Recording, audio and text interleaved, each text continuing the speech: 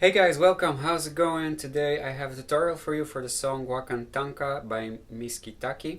This is a really nice song to practice the usage of hammer-ons and pull-offs, and good demonstration of how we can use these techniques to decorate and add color to a pretty straightforward chord sequence.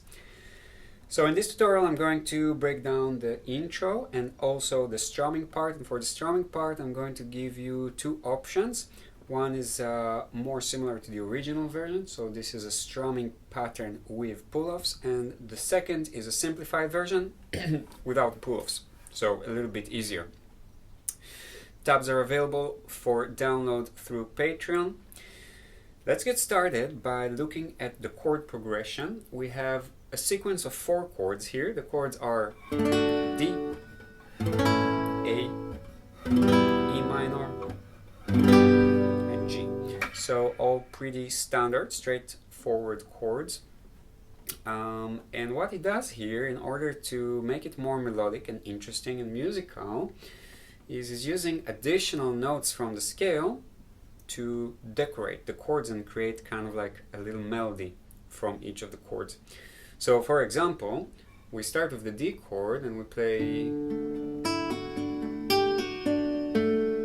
Okay, so we play the D chord, but at first we play the first string open, so without the middle finger. We play the first string open and then we hammer on with the middle finger. So it looks like this. Oops. Hammer on. But of course we do it with the chord pressed. Then we do the same thing with the pinky on the 3rd fret of the first string, and we pull off. So we do this basically. Pinky, pull off to the middle finger. With the chord still pressed, that's the sound we get. So again, to follow like note by note, check out the tabs, it would be more practical.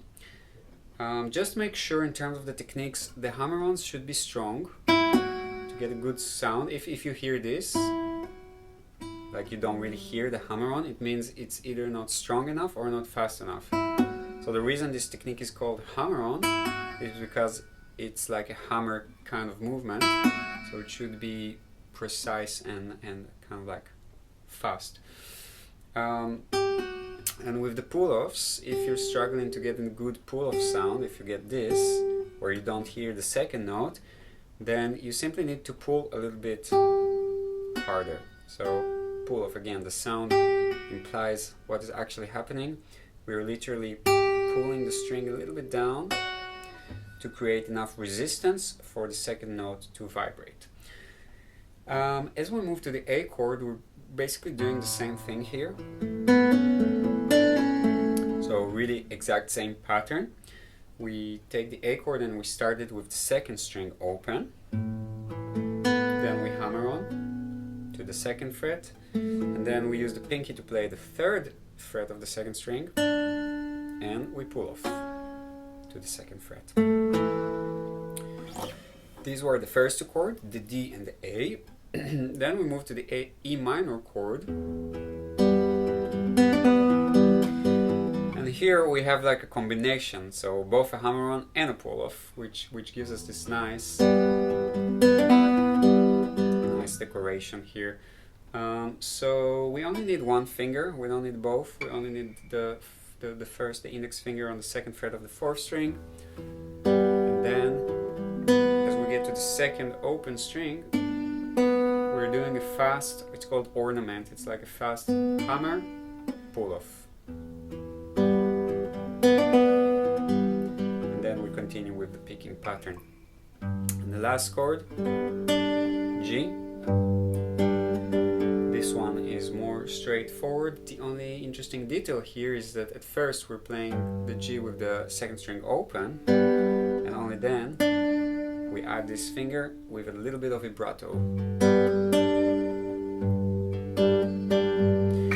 So this is the intro. So as you can see, there's a lot of like nuances here, a lot of small details that makes the whole difference in the world between just playing like, you know, a very standard chord sequence, which sounds like many other songs, but with all these nice decorations and little nuances, it really sounds pretty recognizable and unique.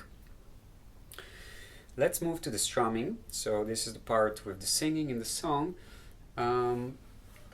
The basic pattern, I'll start with the pattern that's more kind of like what he does, so that's more close to the original, and then I will also give a simplified version. So the original pattern sounds like this.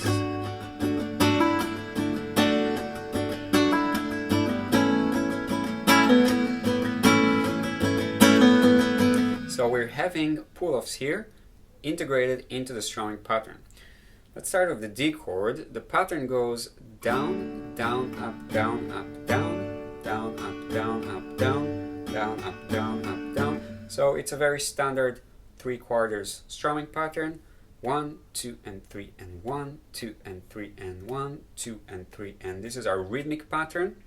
We do the downstrokes on the beats and the upstrokes between the beats, where I say N. So 1, 2, and 3, and the N is the upstrokes, the numbers, which are the beats, are the downstrokes. And on each second repetition, he adds a pull-off between the 1 and the 2. So we have 1, 2, and 3, and 1 pull-off, 2 and 3, and. Okay, so again, 1, down, down, down, up, down, pull-off, down, up, down, up.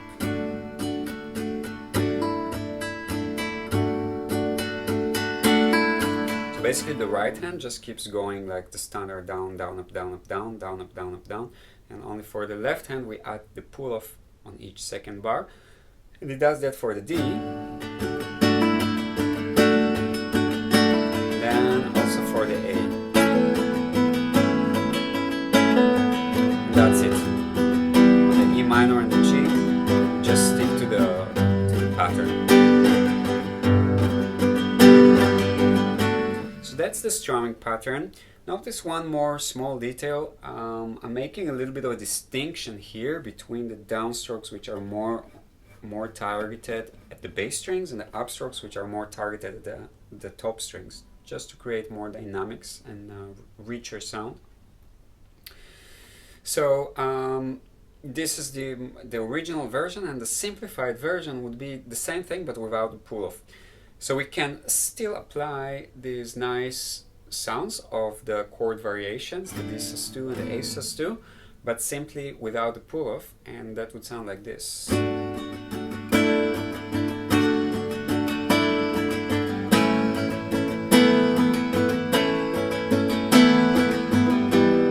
sounds pretty similar, minor change I would say.